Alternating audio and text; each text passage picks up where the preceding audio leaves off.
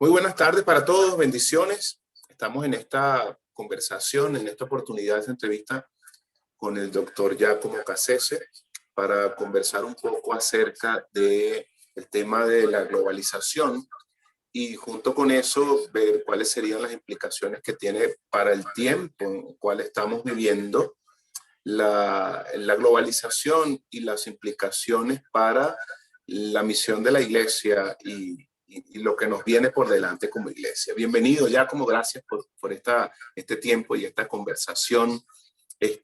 Aparte de ser teólogo y pastor, Giacomo es buen amigo, hemos tenido oportunidad aquí en Maracay, Venezuela, de conversar algunos temas bien importantes para la iglesia en este tiempo y está residenciado actualmente en Florida, en los Estados Unidos.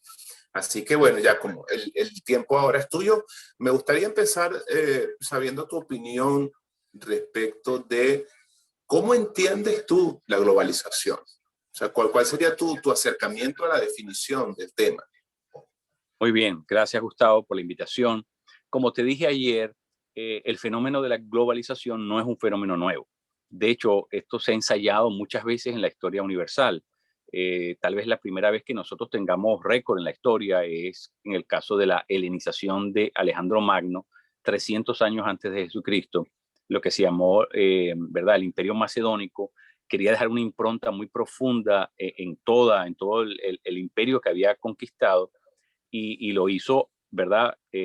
Influenciando la cultura de una manera total, global, imponiendo lo que se llama una paideia, una idea común para toda la civilización que estaba bajo las conquistas de Alejandro Magno. Y luego lo que nosotros experimentamos en nuestros tiempos, que llamamos la globalización, es un fenómeno que realmente más bien está orientado por el tema de los mercados, de las grandes transnacionales del mundo que quisieron ampliar sus mercados de una forma total y bueno, en verdad, movidos originalmente por un elemento económico de mercancías, pero que luego saltó por vía de la tecnología, terminó por ser lo que llamamos una tecnocracia. Pero en sí, el proceso de globalización es un proceso de crear una nueva mentalidad, una mentalidad masificada, una mentalidad colectiva, una conciencia colectiva, para que de alguna manera principios, valores, hábitos sean comunes para todos y que por lo tanto también lo que se consume, lo que tiene que ver con lo que los pueblos consumen, ya sea en el rubro materia o en el rubro pensamiento, ideas, sea común. Entonces hay un elemento ideologizante muy fuerte, hay una agenda de control muy fuerte y por supuesto todo esto indica que quienes controlan la tecnología son quienes en definitiva van a poder controlar o van a tener mayor influencia sobre ese gran espectro de naciones que están unidas por ese fenómeno que ha venido permeando una mentalidad común, una forma de concebir las cosas común y de crear necesidades, crear necesidades que pueden ser suplidas y que ya están previamente establecidas, que forman parte de una agenda ya bien pensada, ¿no? Entonces, eso es más o menos lo que inicialmente podríamos decir de la globalización. Bien, ¿cómo valoras tú ya cuáles serían los aspectos positivos, si los hay, y por supuesto los aspectos negativos de la globalización como fenómeno, no cuestionando si existe o no existe, porque ya estamos claros que estamos viviendo una experiencia desde hace bastante tiempo que cada vez está más globalizada, pero ¿cuáles crees tú sería, pensando en el impacto, las incidencias positivas y negativas de este proceso en el que estamos? Sí. Bueno, así eh, de manera general podríamos decir que si hay un beneficio ha sido la posibilidad de un intercambio cultural, un intercambio intelectual muy interesante, porque nos hemos beneficiado de tener acceso a una gama extensísima de interlocutores que nos han permitido enriquecernos. Entonces, poder entablar comunicación, diálogo coloquio con tantas fuentes diversas. Eso definitivamente ha sido, digamos, el aspecto positivo de esta experiencia, de este fenómeno llamado la globalización. Pero por otro lado, también tenemos que darnos cuenta de que la globalización no es un acto ingenuo, sino que detrás de eso hay una agenda. Y por supuesto, la tecnología no es aséptica. La tecnología también tiene unas premisas. Y por supuesto, cuando nosotros entendemos que quien maneja la tecnología usa esas premisas y tiene su propia agenda y quiere llevar la cosa en una dirección, pues entonces tenemos que ser muy cautos, darnos cuenta de qué es lo que se está moviendo, qué es lo que subyace al interior de todo eso, que parece un puente abierto con el mundo, pero que también hay de alguna manera, algo que se está consolidando de forma muy sigilosa, de forma casi imperceptible, pero que está moldeando nuestros esquemas mentales, que está moldeando nuestras concepciones, nuestras premisas, nuestras definiciones, que está cambiando nuestro lenguaje, que nos está enseñando a no pensar, sino a aceptar masificadamente lo que otros deciden, que nos lleva a asumir,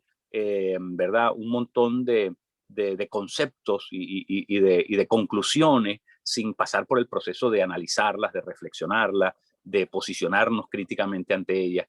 Entonces es muy peligroso porque, de nuevo, quienes están detrás de esto no son actores pasivos. Esto no es un acto fortuito. La tecnología está siendo controlada por alguien, por centros que detentan el poder y que quieren dominar y conquistar la mente humana. Sí, a partir de eso que planteas, te pregunto, ¿cuáles podrían ser los puntos de partida o bien el punto de partida para este discernimiento del que hablas? Es decir, ya estamos en un tiempo, en una cultura global, y ¿cuál podría ser la vía o el camino para nosotros como hijos de Dios? Voy a añadir una frase que no dijiste tú, entendidos de los tiempos, para discernir esta experiencia global y saber distinguir qué tomar de ella para beneficio de la obra del Evangelio y cuáles son aquellas cosas que tenemos que no solo discernir y ver la contrariedad, sino en algunos casos oponernos diametralmente a ciertos de estos paradigmas o de estas ideas que están detrás de la globalización. Sí. Muy correcto, Gustavo. Yo pienso que la iglesia debe asumir hoy más que nunca lo que se llamaría un rol contracultural. Es decir, la iglesia tiene que entender que nosotros tenemos nuestra cultura. Se llama la cultura del reino de Dios. El reino de Dios es en sí mismo una cultura porque tiene una cosmovisión, está compuesta por un aspecto, digamos, que no sé cuál es el origen de las cosas, cosmogónico, tiene un aspecto escatológico que nos dice cuál es el fin, el destino hacia el que va la humanidad o el mundo, y también tiene un aspecto teleológico, que es el propósito de la existencia. Entonces, esas tres piezas forman una cosmovisión. El reino de Dios es la cosmovisión cristiana. Y si la iglesia no entiende lo que es el reino de Dios, no puede operar como contracultura. Y eso quiere decir que está, digamos, no se puede proteger ante el efecto, la influencia, lo seductor, lo arrobador que llega a ser la tecnología en nuestro tiempo. Y termina por ser un actor pasivo en este intercambio, lo cual es muy peligroso. Entonces, ¿qué debemos hacer? Si uno hace un estudio de Apocalipsis 17 y 18, ese sistema que la Biblia lo llama la gran ramera, Babilonia, realmente no se refiere a un país geográficamente ubicable. Se refiere a un sistema de valores, de principios, a una cultura. Realmente es una cultura, es la cultura del mal, la cultura de la muerte, necrófila. Esa es Babilonia. Y de alguna manera, si tú analizas todos los rasgos que se mencionan en el capítulo 17 y 18 acerca de ese sistema, tú te darás cuenta que la posmodernidad tiene todos, sin excepción, las características mencionadas allí en el capítulo 17 y 18, sin aras de hacer vaticinios escatológicos. Yo pienso que la cultura actual, la cultura posmoderna, es en realidad la que utiliza ese fenómeno llamado la globalización, ¿verdad? Que es una agenda muy perfilada, como dije, no es fortuita, es algo macabramente pensado, maquiavélicamente pensado para lograr un fenómeno de anarquía que permita trasladar el poder de unas manos a otras manos. Primero por vía del pensamiento, de las ideas, por vía de los estímulos, porque las ideas están siendo suplantadas lamentablemente por estímulos. La gente responde a estímulos, a exacerbaciones, en vez de reflexionar críticamente, porque la tecnología se ha encargado de ir apagando esa habilidad de poder usar nuestro raciocinio. Pero bueno, en todo caso, el asunto es que la iglesia necesita recobrar ese elemento que tenían los profetas, y era que los profetas podían ver dentro de la cultura, podían discernir el mal dentro de la cultura. Y voz en cuello se lanzaban a hacer dos cosas, a, a denunciarlo y anunciar lo bueno, a denunciar lo malo y anunciar lo bueno. Esa es la doble función de un profeta. La iglesia contracultural es una iglesia que tiene la habilidad de poder discernir el mal, lo denuncia, pero también anuncia la contraparte de ese mal, que no es otra cosa que el reino de Dios, la cultura en la que nosotros debemos estar embebidos, enclavados, y que tenemos que usar como, ¿verdad? De alguna manera, volvernos abanderados de ese reino. Sí, a propósito de eso que dices, hagamos te propongo como un pequeño ejercicio, ¿no? Para quienes van a ver la entrevista también. ¿Cuál sería uno de estos antivalores? Es un término que estoy utilizando, no lo dijiste tú, pero ¿cuál sería uno de estos antivalores? Y con nombre y apellido, me refiero, como decimos aquí en Venezuela, y al mismo tiempo, ¿cuál sería por lo menos una verdad que en cuanto al reino de Dios nos da luz para hacer esto que dices, discernir y al mismo tiempo en muchos casos denunciar el mal? Una de las observaciones que tengo sobre esto que dices es que como iglesia nos hemos, o sea, tal vez esto variaría de acuerdo al país, al contexto denominacional, por supuesto, pero como iglesia nos hemos preocupado por denunciar el mal. Te doy un ejemplo sin que ese sea el punto que vayas a mencionar. Nosotros estamos en contra de la legalización del aborto y en muchos países de América Latina, voces desde la iglesia, en algunos casos más escuchadas que en otros países, se levantan para decir no al aborto. Pero al mismo tiempo me pregunto qué es lo que proponemos nosotros, porque decimos no al aborto, pero en sí, ¿qué propone la iglesia? Y es ahí donde veo tal vez, por lo menos en nuestro contexto aquí en Venezuela, alguna debilidad, porque denunciamos el mal y decimos no al matrimonio igualitario, a la agenda LGBTQ o al aborto, a muchos de estas situaciones que forman parte de esta cultura global, pero no proponemos. Sí, es decir, vamos a decirle no a esto, pero nuestra propuesta es cualquiera que sea. Entonces, ¿cuál sería, solo por tomar un ejemplo, un elemento de esta cultura del mal, para tomar tu término, y cuál sería la verdad del reino o una de las verdades del reino que necesitamos anunciar y, como tú bien dijiste, posicionar dentro de la influencia que como iglesia y como hijos del reino tenemos dentro de nuestra cultura? Claro, muy bien. Muy buena pregunta, porque eso nos ayuda a afinar, ¿verdad? En cuanto a la aplicación. Un ejemplo de esto sería, eh, digamos, todo lo que tiene que ver con la capacidad de poder usar críticamente nuestro pensamiento. Nosotros en la fe cristiana partimos del hecho de que nosotros entendemos que la verdad no es un concepto, no es una noción. Nosotros entendemos que la verdad es una persona.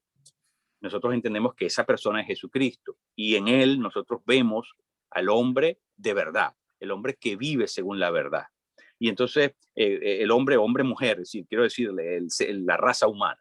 Y entonces, usando a Jesús como perfil de la persona terminada, completa, de la vida plena, de la vida de verdad, es que nosotros podemos, ¿verdad?, lanzarnos a perseguir algo. El asunto es que muchas veces la iglesia se lanza a hacer cosas, pero no tiene un perfil acabado.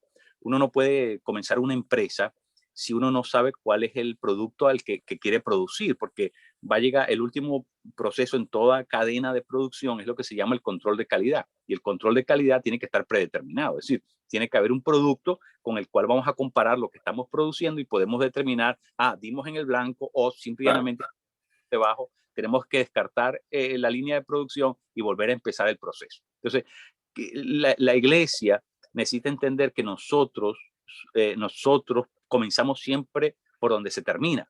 Es decir, es lo que decía C.S. Lewis, ¿no? Nosotros estamos listos para vivir ahora cuando tenemos solucionado lo del futuro. Es decir, nosotros comenzamos por el futuro y entonces comenzamos a vivir el presente. Lo que te trato de decir es esto. Nosotros tenemos que tener claridad en cuál es nuestro perfil. Es decir, cuál es la vida que nos espera en el futuro. Esa es la vida del reino y el reino se convierte en lo que determina nuestra ética. Cómo decidimos, cómo funcionamos, a qué le damos valor, a qué no le damos valor, cómo establecemos las referencias en la vida presente, tiene que ver cómo concebimos el futuro. Y entonces, para nosotros, el futuro ya acabado, ya concebido, es la persona de Cristo. Y Cristo es la verdad. Así que el primer gran paso hacia poder construir algo que sea concreto y consistente y perdurable en la sociedad actual como Iglesia de Cristo, es que nosotros tenemos que aprender a valorar la verdad. Tenemos que entender la verdad, tenemos que asumir la verdad y tenemos que enseñar a nuestra gente a alinearse, a tirar líneas en relación a la verdad.